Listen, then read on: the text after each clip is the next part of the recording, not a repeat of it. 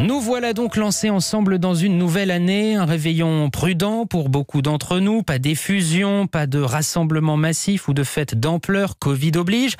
Enfin, il y a quand même eu quelques exceptions, vous allez l'entendre. À Lieurons, au sud de Rennes, jusqu'à 2500 personnes se sont réunies dans des hangars désaffectés toute la nuit et une partie de la matinée pour faire la fête. Charles Guyard, vous êtes sur place et beaucoup de ces fêtards sont encore là.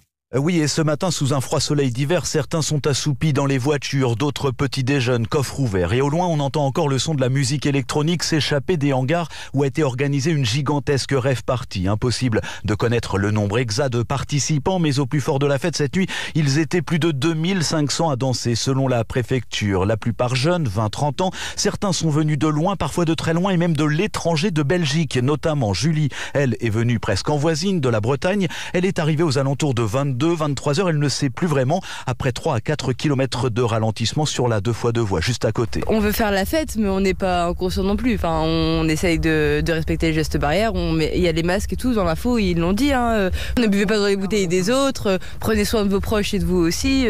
On va dire qu'on respecte pas la loi parce qu'on fait quand même la fête malgré le couvre-feu, mais il y a quand même les gestes qui sont là, quoi. Donc on essaye de mélanger les deux, quoi. En essayant de faire la fête quand même, parce que c'est le premier de l'an, on est jeunes et faut s'amuser quand même, quoi. Et un important dispositif de force de l'ordre a été déployé à la sortie du site. Un hélicoptère a également survolé la zone. Alors si tout se passe dans le calme actuellement, la nuit a toutefois été plutôt tendue, avec un véhicule de gendarmerie incendié et 3 militaires légèrement blessés dans des affrontements.